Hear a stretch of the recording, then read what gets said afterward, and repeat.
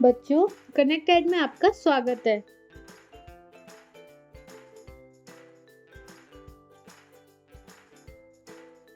बच्चों, इंटरनेट और मोबाइल से पहले जब भी किसी सूचना का आदान प्रदान होता था, उसके लिए केवल एकमात्र विकल्प हुआ करता था, डाक सेवा। इसी की मदद से हमें तरह तरह के पत्र प्राप्त हुआ करते थे, जैसे स्नेहजनों से, सरकारी कार्यालयों से, बैंक से इत्यादि। और इन पत्रों को हम बहुत सहज कर रखा करते थे। इन सभी पत्रों को अलग अलग स्थान पर भेजने का काम डाकिये का होता है। आज का अध्याय भी इसी से संबंधित है, जिसका शीर्षक है डाकिये की कहानी, कुंवर सिंह की जुबानी। इसमें डाकिये के आने पर लोगों की प्रतिक्रिया की अभिव्यक्ति एक डाकिया कुंवर सिंह के माध्यम से हुई है, जिसे बेहद रोचक तरीके से बताया गया है। तो आइए इस रोचकता से हम भी रोमांचक हो उठें। इस कहानी की रचना वार्तालाप के माध्यम से की गई है। रचनाकार प्रतिमा शर्मा सरकार से पुरस्कृत डाकिया कुंवर सिंह से उनके अनुभव पूछती हैं और इसी क्रम में इसी कहानी की शुरुआत होती है। कहानी का भौगोलिक क्षेत्र शिमला के माल रोड का है। सुबह के 11:30 बजे का। धूप खिड़की की मदद से उस कमरे में पांव पसार चुकी है जहां एक जनरल पोस्ट ऑफिस में डाक छांटने का कार्य 2 पैकर और 3 महिला डाकिया द्वारा प्रगति पर है।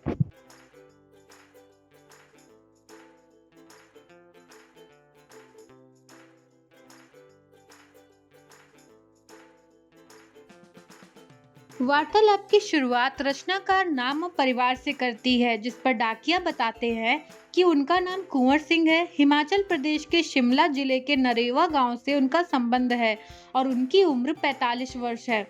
उनके परिवार में 4 बच्चे हैं, 3 लड़कियां जिनमें से 2 की शादी हो चुकी है और 1 लड़का। इसके बाद वो आगे बताते हैं कि एक और लड़का था, किंतु पहाड़ पर से लकड़ियां लाते वक्त गिर गया था, जिससे उसकी मृत्यु हो गई।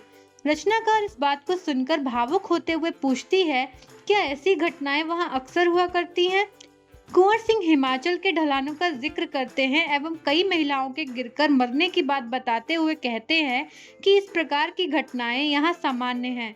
इस प्रकार के रास्तों की वजह से ही हिमाचल के कई गांवों में अभी भी बस की सुविधा नहीं है और वहां पहुंचने का विकल्प पैदल ही है।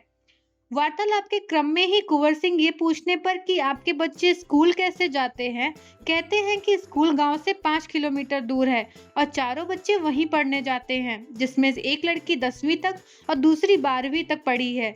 तीसरी लड़की 12वीं में और एकमात्र लड़का 10वीं में पढ़ता है।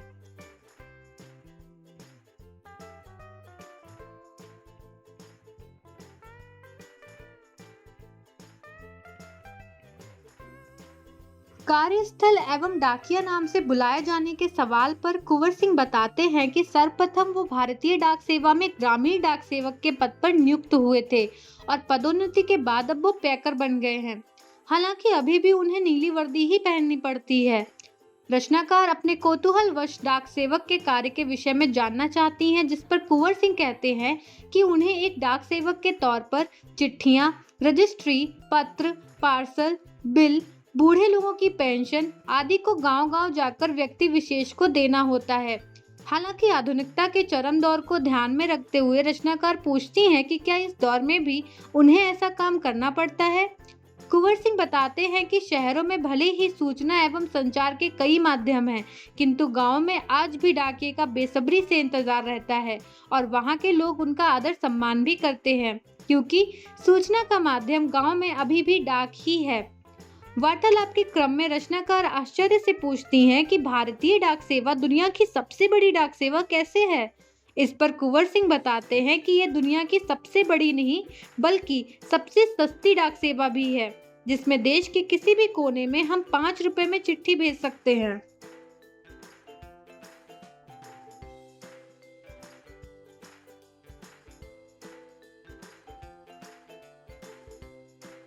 रचनाकार के अगले सवाल के जवाब में कुंवर सिंह बताते हैं कि उन्हें इस नौकरी में बेहद आनंद आता है, खास तौर पर जब वो किसी के बूढ़े माँ बाप को मनी ऑर्डर, किसी का रजिस्ट्री पत्र, किसी का नियुक्ति पत्र, किसी के बूढ़े दादा दादी और बूढ़ी नानी को पेंशन पहुंचाते हैं तो उनके चेहरे की खुशी देखते ही उनका दिन बन जाता है।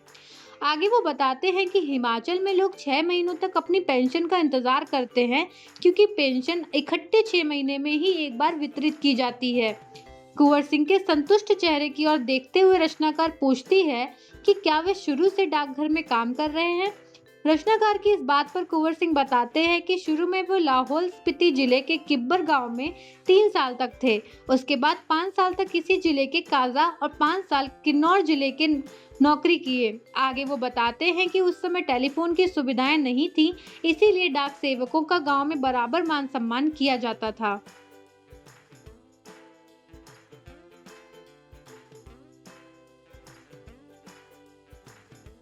पहाड़ी इलाकों में रहते हुए डाक पहुंचाना आसान तो नहीं होता। बात के क्रम को आगे बढ़ाते हुए रचनाकार के इस सवाल पर कुंवर सिंह बताते हैं कि कठिनाइयां तो ग्रामीण डाक सेवक के जीवन का हिस्सा हैं। किसी न किसी रूप में तो कठिनाइयां आती ही हैं। आगे वो बताते हैं कि जब किन्नौर के रिकांग पीओ में उनकी नियुक्ति थी, तब रोजाना वो सुबह 6 बजे शिमला जाने वाली बस में डाक का बोरा रखते थे और रात 8 बजे शिमला से आने वाली बस से डाक का बोरा उतारते थे। कुंवर सिंह बताते हैं कि किन्नौर और लाहौल स्पीति हिमाचल के सबसे ठंडे और ऊंचे जिले हैं। यहाँ अप्रैल के महीनों में भी बर्फबारी हो जाया करती है और ठंड से यदि खुद को ना सहजा जाए तो स्नो बाइट के कारण गैंग्रीन होने की भी संभावना बनी रहती है। इन्हीं इलाकों से होकर उन्हें 26 किलोमीटर रोज आना चलना पड़ता है और हर गांव में जा जाकर डाक देना होता है। वार्तालाप के आखिरी प्रश्न की ओर बढ़ते हुए रचनाकार कुंवर सिंह से काम के दौरान घटित किसी खास घटना को बताने का आग्रह करती है। कुंवर सिंह 29 जनवरी 1998 की उस घटना का जिक्र करते हैं जिसने उन्हें बेस्ट पोस्टमैन की पदवी और 500 रुपए के साथ प्रशस्ति पत्र भी दिया।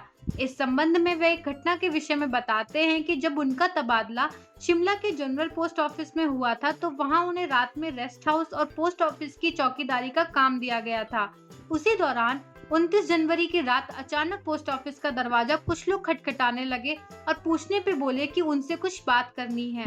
दरवाजा खुलते ही 5-6 लोग उन्हें मारने पीटने लगते हैं और इससे पहले कि वो कुछ बोलते, उनके सर पर किसी भारी चीज से कई दफा वार किया गया, जिससे उन्हें बहुत चोट पहुंची और वो बेहोश हो गए। अगले दिन सुबह में जब उनको होश आई तो वे शिमला के ही इंदिरा गांधी अस्पताल में एडमिट थे और उनके सिर में भयंकर दर्द था। उनके साथ में उनका लड़का था जो अन्य नजदीकी कर्मचारियों की मदद से उनकी आवाज सुनकर अस्पताल ले आए थे। कुंवर सिंह ने आगे बताया कि उनके सिर पर कई टाके लगे और चोट की वजह से उन्हें एक आंख से दिखाई नहीं देता है। इसी बहादुरी की वजह से उन्हें सरकार ने बेस्ट पोस्टमैन के अवार्ड से सम्मानित करते हुए 500 रुपए के साथ प्रशस्ति पत्र दिया और ऐसे अवार्ड को पाकर कुंवर सिंह और उनका परिवार खुशी से झूम उठा। तो बच्चों, आपने देखा कैसे कुंवर सिंह ने अपनी जिम्मेदारियों को बखूबी निभाया और संदेश भी दिया कि काम वही करना चाहिए जिसमें आप स्वयं को समर्पित कर सकें। इसी के साथ आज का पाठ समाप्त होता है।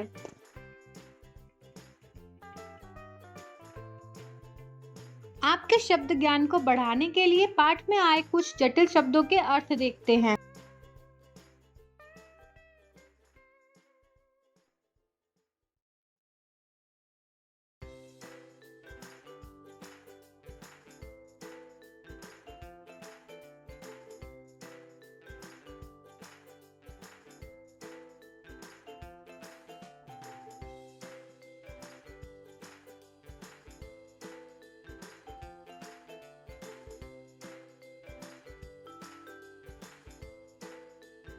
बच्चों, आइए इस पाठ से जुड़े हुए कुछ प्रश्न भी देखते हैं।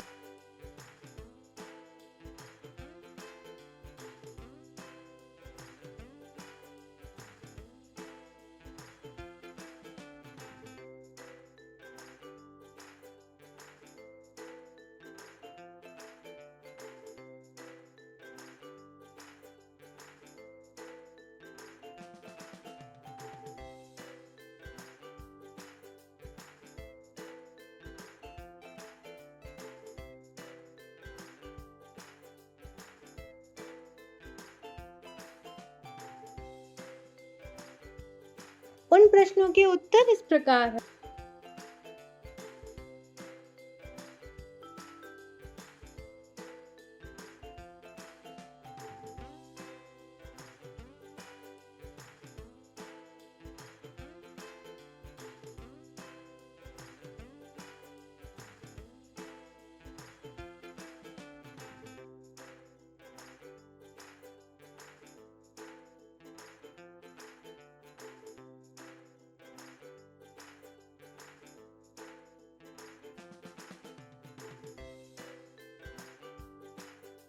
तो बच्चों, ये था आज का पाठ।